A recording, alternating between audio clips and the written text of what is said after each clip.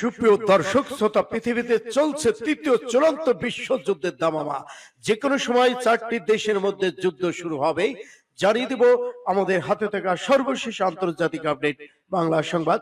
শুরুতেই থাকছে সংবাদ শিরোনাম, এরপরে জানাবো বিস্তারিত।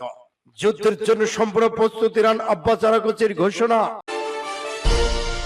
আরো জানিয়ে দিব ইরানে ইসরায়েলি হামলার আশঙ্কায় সর্বোচ্চ সতর্কতা জারি যুক্তরাষ্ট্রে। এদিকে ইরানের পররাষ্ট্রমন্ত্রী অত্যন্ত দক্ষতার সঙ্গে আমেরিকার মুখোমুখি হচ্ছেন। এদিকে ইরাকের নিরাপত্তা হুমকির কারণে মার্কিন দূতাবাস খালি করার সিদ্ধান্ত। যুদ্ধে ইরানের পাশে রাশিয়া, চীন ও কাতার।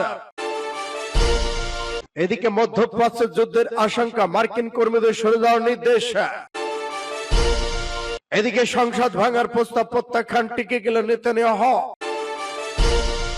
এবং সর্বশেষে জানিয়ে দেব সৌদি আরবে তেলের ডিপোতে ভয়ঙ্কর ক্ষেপণাস্ত্র হামলা। এতক্ষণ শুনছিলেন সংবাদ শিরোনাম, এখন বিস্তারিত। তবে অনুরোধ থাকবে এই ভিডিওটিতে একটি লাইক দিন এবং কমেন্টস করে জানিয়ে দিন আপনি কোন জেলা থেকে বা কোথা থেকে আমাদের সাথে যুক্ত রয়েছেন।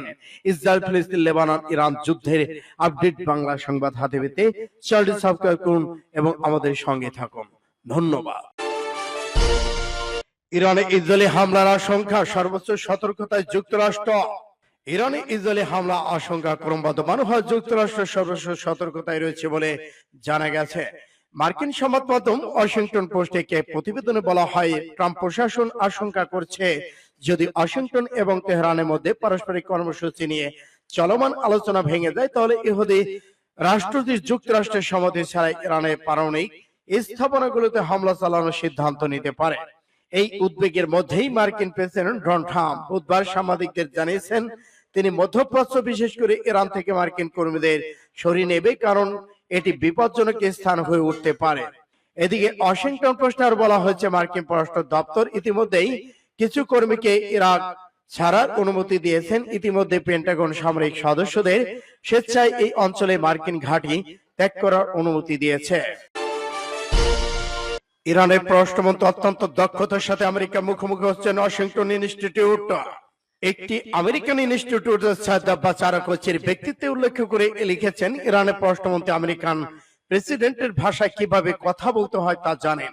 আমেরিকান ইনস্টিটিউট ওয়াশিংটন এক প্রতিবেদন লিখেছে, ট্রাম্পের শব্দভান্ডার ব্যবহার করে ইরানের পররাষ্ট্রমন্ত্রী কেবল প্রেসিডেন্ট এবং ভোটারদের ভাষার কথা বলছেন না, বরং ইরানের পক্ষে দাবার গুটি পরিবর্তন করার জন্য দক্ষতার সাথে চেষ্টা করেছেন। ওয়াশিংটন ইনস্টিটিউট ইরানের পররাষ্ট্রমন্ত্রী ইংরেজি ভাষায় খুবই সাবলীল, আমেরিকান রাজনৈতিক ভাষায় গভীরতা উপলব্ধি করে উল্লেখ করেছেন, ট্রাম্পের যোগাযোগ ধরন যেমন মাঝে মাঝে বড় অক্ষরে ব্যবহারের মাধ্যমে আরাগচি নিজেদের এমন ভাবে একজন বিচক্ষণ দক্ষ কূটনৈতিক হিসেবে দাঁড় করিয়েছেন, যাতে তিনি তেহরানের জন্য কাঙ্ক্ষিত প্রয়োজনীয় চুক্তিতে পৌঁছানোর সম্ভাবনা এগিয়ে নিতে পারেন। ইরানি কূটনীতিকরা ট্রাম্পের কথা বলা ধরন, আলোচনা ধরন সমাধানের সাথে সাথে অধ্যয়নরত করেছেন বলে মনে করেন। এতে কোনো সন্দেহ নেই এবং তেহরান সম্প্রতি শিখেছে যে ট্রাম্প প্রশাসন রাশিয়া ইউক্রেন আলোচনা কিভাবে পরিচালনা করেছে, কিভাবে অযৌক্তিক এবং ব্যক্তিত্বভাবে ট্রাম্পকে আক্রমণ না করে ব্যক্তির মার্কিন যুক্তরাষ্ট্র তা অবস্থান থেকে পিছু হটানো হওয়া যায়। সূত্র পাস টুডে MARS।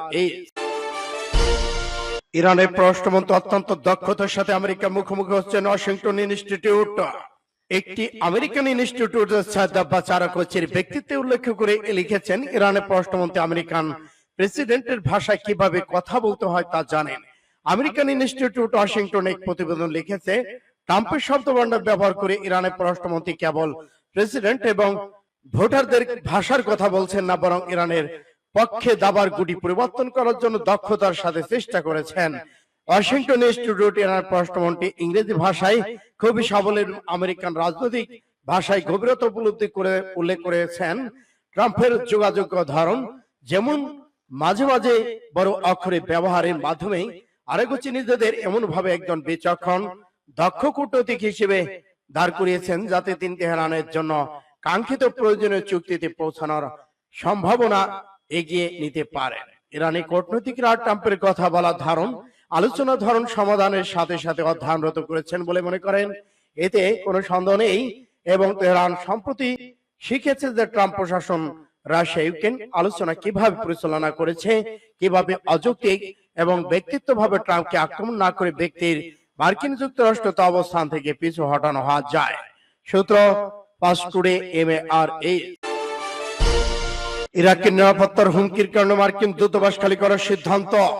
ইরাকের নিরাপত্তা হুমকি বেড়ে যাওয়ার কারণে বাগদাদ অবস্থিত মার্কিন দূতাবাস আংশিকভাবে খালি করার সিদ্ধান্ত নিয়েছে মার্কিন যুক্তরাষ্ট্র।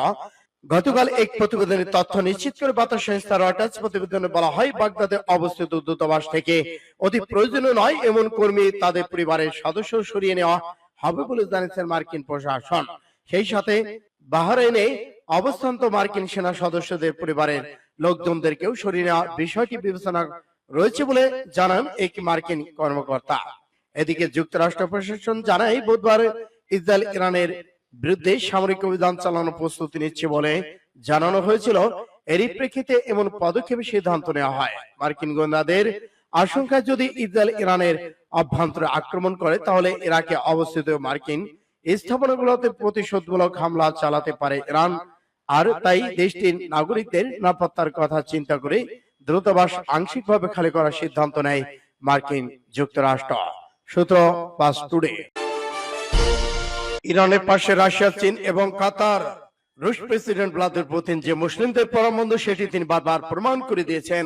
ইসরায়েলের বর্বরতার বিরুদ্ধে সবসময় উচ্চ কণ্ঠস্বর রুশ নেতার ইরানের সাথে সবসময় গভীর বন্ধুত্ব বজায় রেখে চলেছেন পুতিন। দুই দেশের মধ্যে বন্ধুত্ব অব্যাহত রাখতে গোপনে ক্ষেপণাস্ত্র, ড্রোন আদান প্রদান চলছে। ইসরায়েলের হামলায় মাত্র একদিন আগে তেহরান গিয়েছিলেন রুশ পররাষ্ট্রমন্ত্রী মিখাইলো মিশুতসেন। বৈঠক করেন ইরানের প্রেসিডেন্ট মাসুদ পেজিশকিয়ানের সাথেও। সেই বৈঠকের কথা জানার পর বহু বিশ্লেষকের ধারণা, ইসরায়েলে ইরানের হামলার পিছনে পরোক্ষ সায় ছিল রুশ প্রেসিডেন্ট ভ্লাদিমির পুতিনের। সেই ঘটনা ছিল পরোক্ষ।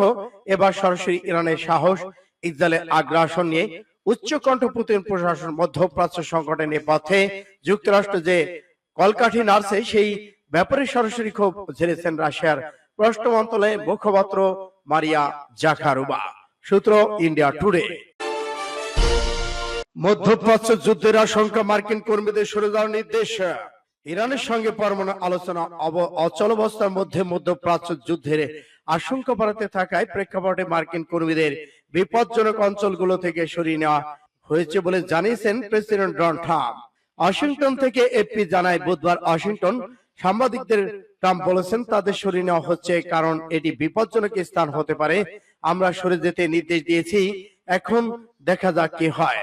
তিনি আরো বলেছেন, তার পরমাণু অস্ত্র পেতে পারে না, বিষয়টা একেবারে পরিষ্কার, আমরা তা কখনো অনুমোদন। এর আগে যুক্তরাষ্ট্রের এক কর্মকর্তা জানান, নিরাপত্তাজনিত উদ্বেগের কারণে ইরাকে মার্কিন দূতাবাসের কর্মী সংখ্যা কমানো হয়েছে।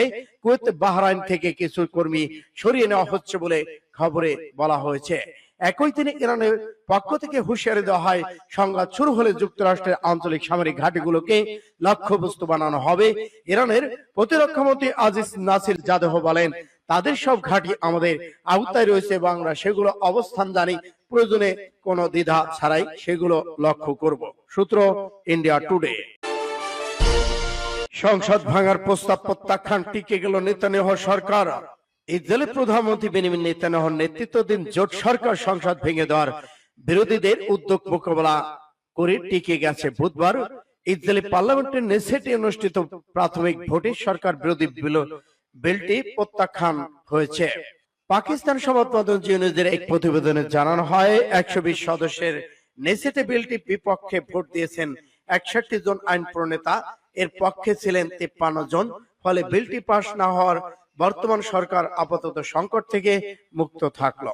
জোট সরকার থাকা ধর্ম ভিত্তিক কয়েকটি দল চাই অতি গোড়া ইহুদি সেমিনারি শিক্ষার্থীদের জন্য বাধ্যতামূলক সরকারি দায়িত্ব পালন থেকে অব্যাহতি দেওয়া হোক।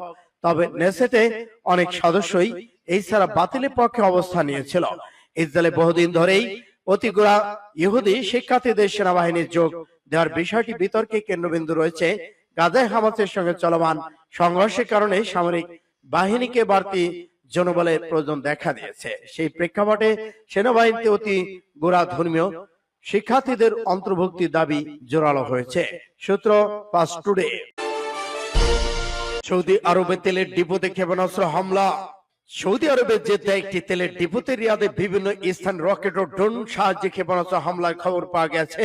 হামলায় দেশটির রাষ্ট্রায়ত্ত তেল কোম্পানি আরামকো ডিপোতে আগুন ধরে যায়। বিশাল বিশাল এলাকা জুড়ে আগুনের লেলিহান শিখার কালো ধোঁয়া উঠতে দেখা যায়। তবে এই ঘটনায় কোনো প্রাণহানির খবর পাওয়া যায়নি। এক প্রতিবেদনে খবরটি জানিয়েছে কাতার ভিত্তিক সংবাদ মাধ্যম আল জাজিরা। হালদার দায় স্বীকার করেছেন ইয়ামেনে ইরান সমর্থিত শিয়াপন্থী হুতি বিদ্রোহীরা। আল জাজিরা খবরে বলা হচ্ছে 25 মার্চ শুক্রবার স্থানীয় সময় বিকাল 5টার দিকে একবার বুরাইন এলাকায় সৌদি আরব আরামকো ডিপোকে লক্ষ্য করে হামলা চালানোর ঘটনা ঘটে। এই জেদ্দা শহরেই রবিবার থেকে ফর্মুলা 1 রেস শুরু করার কথা রয়েছে। ওই আয়োজন শুরু 2 দিন আগে ভয়াবহ এই হামলাকাণ্ডের শিকার হলো শহরটি। টুইটার দেওয়া পোস্টে হুতি বিদ্রোহীদের মুখপাত্র ইয়াহিয়া সারি বলেন, আরামকোর ক্ষেপণাস্ত্র স্থাপনার রাকিব শোধনাগার ড্রোনের মাধ্যমে হামলা চালানো হয়েছে। এছাড়া রিয়াদের কিছু গুরুত্বপূর্ণ স্থাপনাতে হামলা চালানো হয়েছে। সৌদি তেল স্থাপনায় হুতিদের হামলা এটি প্রথম নয়। এর আগে ইয়ামেনে এই বিদ্রোহীদের হামলায় দেশটি তেল শিল্পকে নাজুক অবস্থায় পড়তে হয়েছিল। সূত্র পাস টুডে।